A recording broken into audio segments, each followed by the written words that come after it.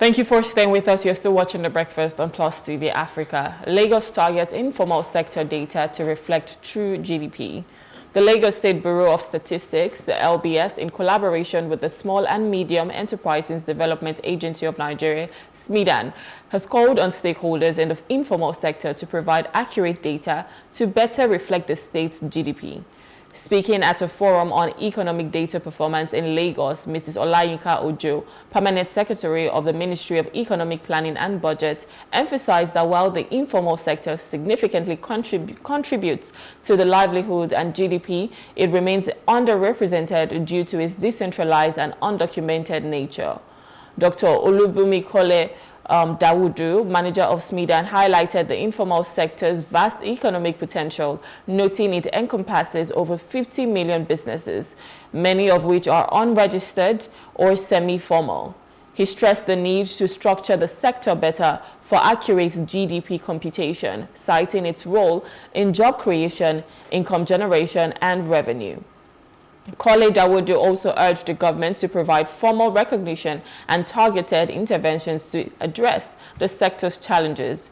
Emeka Ofili, former director at the National Bureau of Statistics, underscored the importance of integrating informal sector data into GDP computation, noting that the current figures primarily reflect the formal economy. The forum reaffirmed the commitment to addressing these gaps, enabling Lagos to present a more accurate and comprehensive picture of its economic strength. Joining us this morning is Mohammed. Abdullahi is a public affairs analyst. Good morning, sir. Thank you for joining us. Good morning, Nigerians. My pleasure. Okay. Thanks for joining us.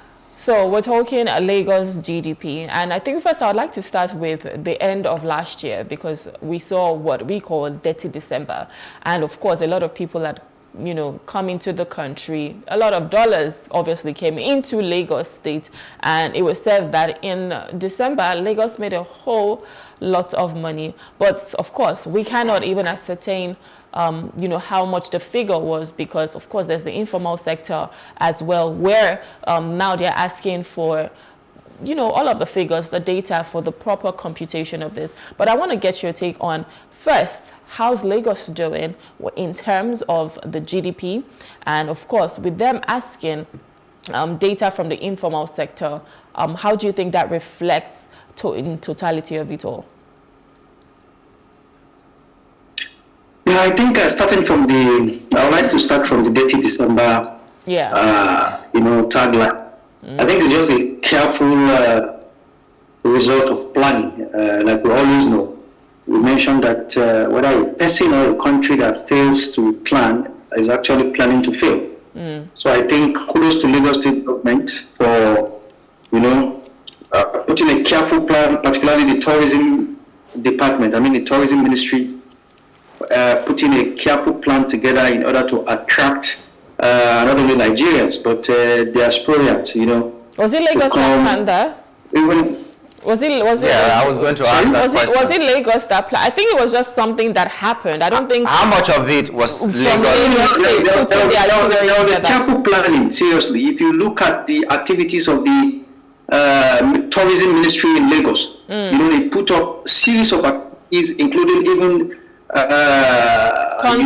creating a Christmas village, creating activities, and so on and so forth, including, you remember, even there was a sponsored concert by the Lagos State government, yes, where all the major music stars like Ira Star, Burna Boy, Davido, Wizkid played in one night. You understand? So that was a careful planning. It's not something that just really happened all of a sudden. You understand? And I think it was an offshoot of what has been happening in Ghana for the past 4, 5, 6 years, where they try to attract particularly black Americans and black people in the diaspora to come invest in Ghana, and even give them honorary citizenship, to make them feel at home. So it's a careful planning by Lagos State government, please. It's not something that just happened from the whiskers. And in conjunction with the private sector too. I don't want to mention a bank, but for the past decade, for instance, a certain bank has been decorating Lagos when it comes to the festive season period. This culminates, and this government and private partnership is something that is really welcome and something that is really boosting the economy of Lagos. And I want to believe other states will also benefit from that. So yes, the economy of Lagos can actually do better, and we are seeing an improvement. For instance, like I said, the careful planning by government and private sector to deliberately, entice and then make people feel welcome in the city. If you want me to explain further, for instance, even from the transportation sector, you realize that now when you live in Lagos, for instance, if you live in Lagos, yes, we know things are very challenging, but again, the transport sector to some extent has been a kind of way made easier. For instance, commercial transportation, the BRT, the red line, the blue line, for instance, and even not too long ago, I think within December as well, water transportation, for instance, the Lagos State government launched water buses and so on and so forth, to make transport easier for people and so on and so forth as you commute from one end of the state to the other. So you understand, if you talk about the small and medium scale businesses, this is one major sector that we have failed to capitalize on, to cash on in Nigeria as a whole. And I believe perhaps Lagos will begin to set a template for other states to pick up. So it's a good development that we are consciously and painstakingly wanting to, capture everybody into this net, so that it's even very important for us so that we can make plans, we can make budgetary claims and plans, perhaps whether this year or even next year, if we have this data. Now, the question is, how feasible is this? Because data collation in Nigeria is a problem. How do we single out just a sector and say we're going to have data? If we had an overall data, for instance, it wouldn't have been a problem. It's just to sieve out who is who and then know what to do. But now we're singling out a particular sector and trying to have data on that, and knowing the challenges of collecting data in Nigeria, how feasible will this action be? Will this policy that they're trying to implement be? I want to believe for every problem there is a solution. Yes, in Nigeria we keep hammering on the fact that collecting data is challenging, but it's very feasible. It's doable. For instance, it's doable for God's sake.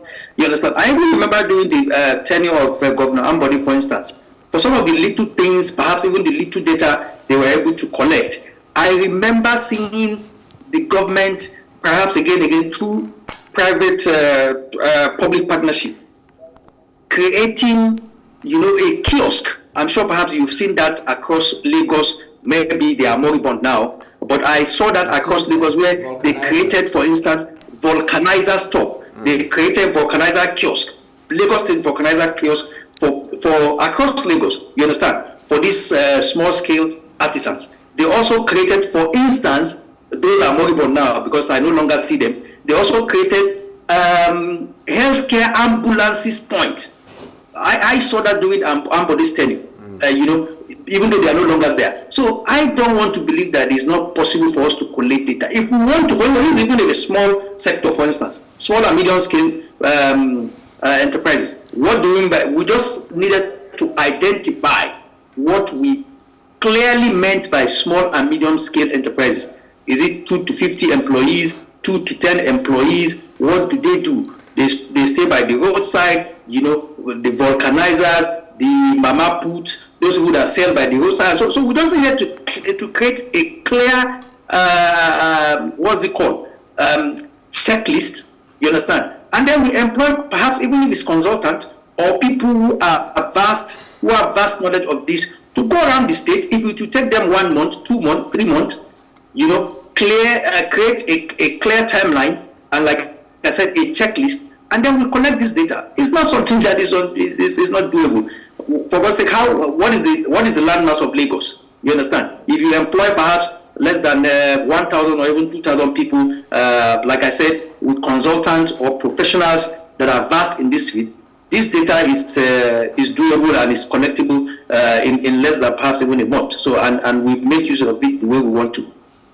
So how do you think they're going to make use of it? Are we going to see some maybe reforms or policies to ensure that the GDP is, being increased at the end of the day? Because, of course, if you're trying to collect data, you need it for something. And if you're not going to use it to the advantage or to the betterment of the state, then what's the point? So how do you think, they're going to get this to the advantage of the Lagosians?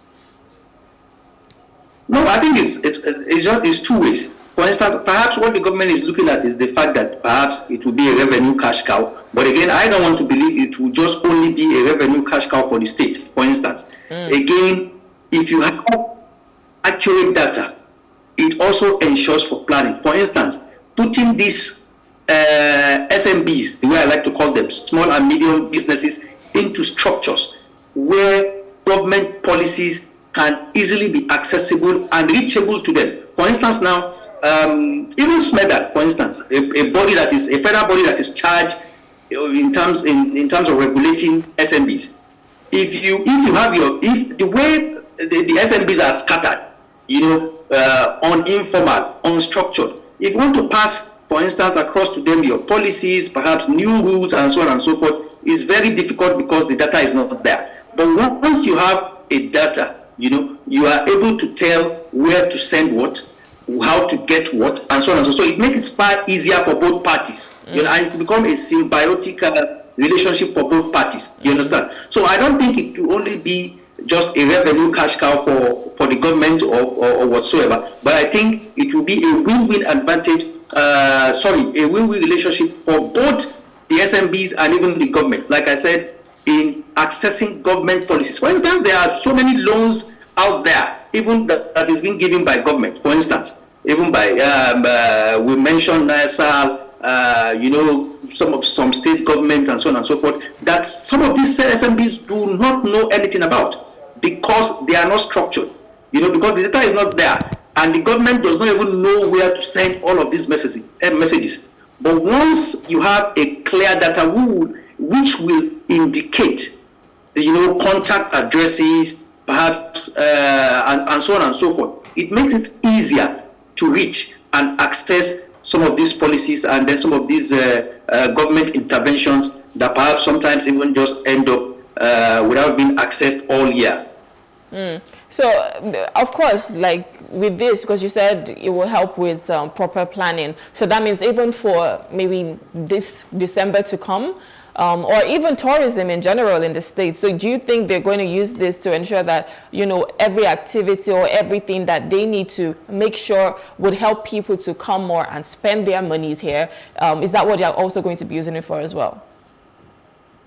Definitely. For instance, we needed to know how many hotel rooms we have in Lagos. When you talk about hotel rooms, for instance, it's not just about the 5-star hotels, the 4-star or even 3-star hotels. There are 2-star hotels.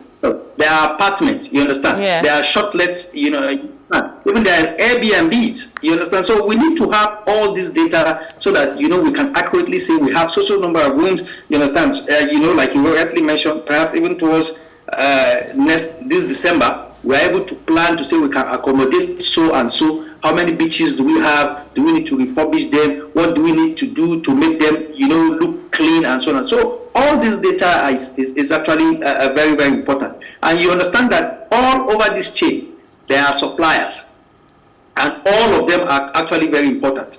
But without accurate data, it makes it challenging and difficult for government to plan. It makes it challenging for these SMBs to access information as well, to access government grant, to access government loans, and even private sector loan. So this data, I want to believe, if it is carefully done and done well, with the conjunction of the Lagos State government and SMEDA, will be,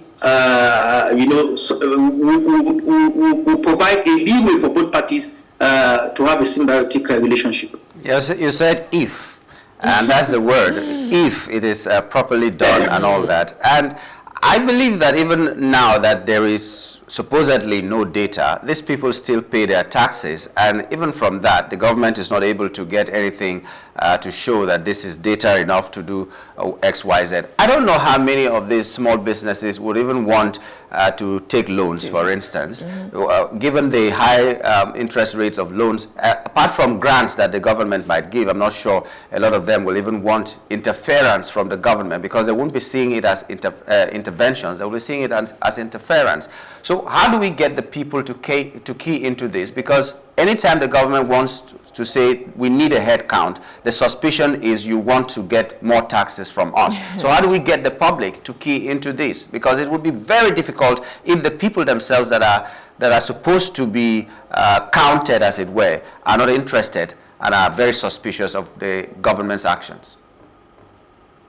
Yes, you are quite right. But again, it is behoves on the government to, make the citizen trust its policies and trust its actions. So I think I would want to leave that to the government. They should be able to convince and then be able to tell the populace and these particular people that yes, you needed to trust our actions.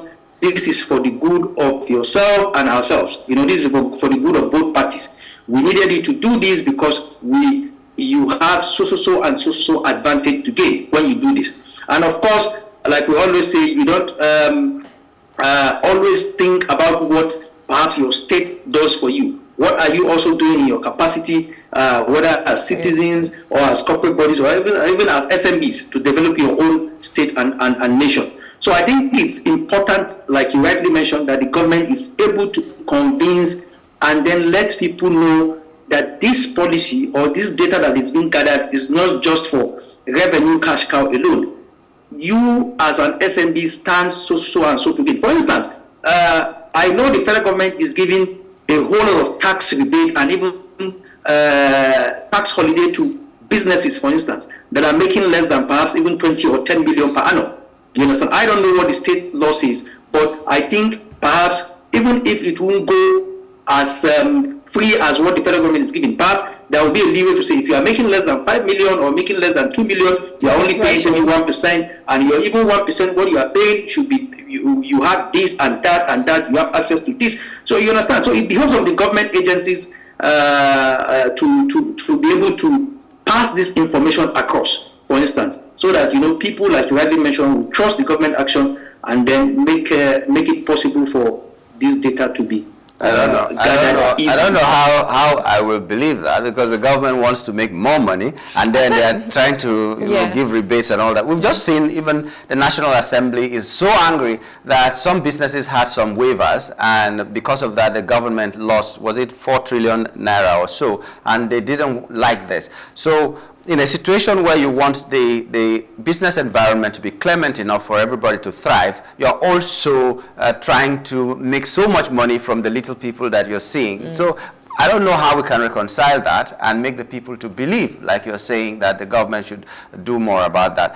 But let's see how it goes, is what I can say. Yeah, but I wanted to ask, for instance, in gathering this data protection obviously is important. How many businesses would willingly want to give out this data to say, okay, this is how much we made? Because, there are some people that would just not want to share that. So how can they really see the true GDP of the state?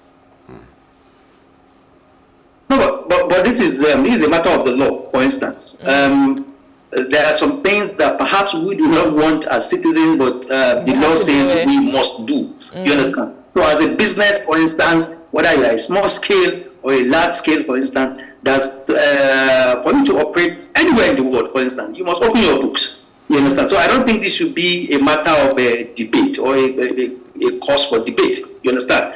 In as much as you are operating in the state, you must open your book to the government, for instance, and then so that the government will be able to ascertain whether perhaps you should even enjoy tax holiday, or there are some instances where you are lacking, perhaps there are some infrastructure that you are lacking that they should be able to provide. For instance, I mentioned to you, I have seen across Lagos, for instance, in the past 4 or 5 years, even though they are no longer common, but I still see them sparsely.